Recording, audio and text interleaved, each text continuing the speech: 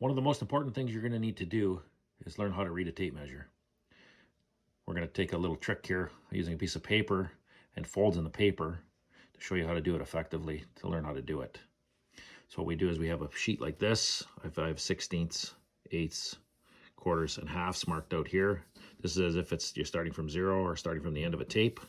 You're coming to the 1 inch mark. The longest lines that you're going to find on this are the outside edges of your inch marks. Second longest line you're going to see is coming to your half. So the easiest way to basically set this up for yourself is to take a sheet of paper and fold it over. What that's going to give you is that's going to give you 2 halves. You have a first half and a second half. Okay. Once you do that, take a ruler, go down that fold line, and go from the 1/2 inch mark, the top, all the way to the bottom. If you look on a tape measure, you're going to find that all the lines are different lengths. The reason we do that is so that it's easier to read. So what happened is we're going to mark a 1/2 inch at the top of this one. Okay. So a half there, this would be 2 halves or the equivalent of 1 inch. Next step in the process is to take your sheet and to fold your sheet into half again. So what we're going to do is next thing we're going to do is we're going to go to the 1/4 inch lines.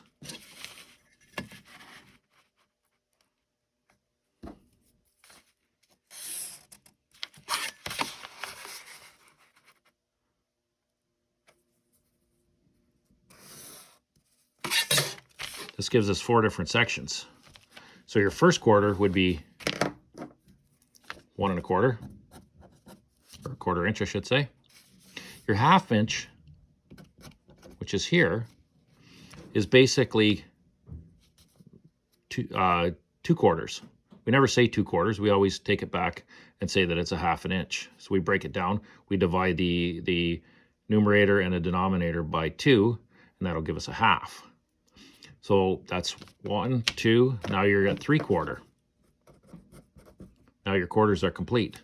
This is your 4th quarter, which comes to the end, which is 4/4, which is 1 inch. So your next step is to fold it again. So now what you're going to do is now you have your 1/8 marks. So you're going to make a mark from each one of them.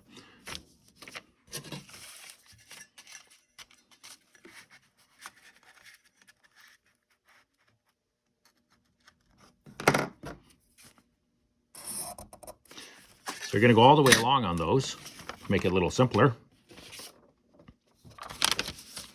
Basically, this is what you end up with. So you're going to see that the numbers that you have in all of these are all odd numbers on the top and even numbers on the bottom. So if you have a even number on the top, a 2, 4, a 6, or an 8, that means that it can be broke down and made smaller. So next thing you want to do is you want to do the last of your folds. And you're going to break it down when you do all of the folds. You break it down, you're going to see that you have all these pleat marks in here. You're going to have 16 equal spaces. So what you need to do is you need to fill these in now. Okay, so you have a 16th here. That would be 2 16ths. This would be 3 16ths, 4, 5 16ths, 6, 7 16ths, 8 16ths, which is a half. Then you have 9, 11, 13, and 15. And that's how you would fill it out.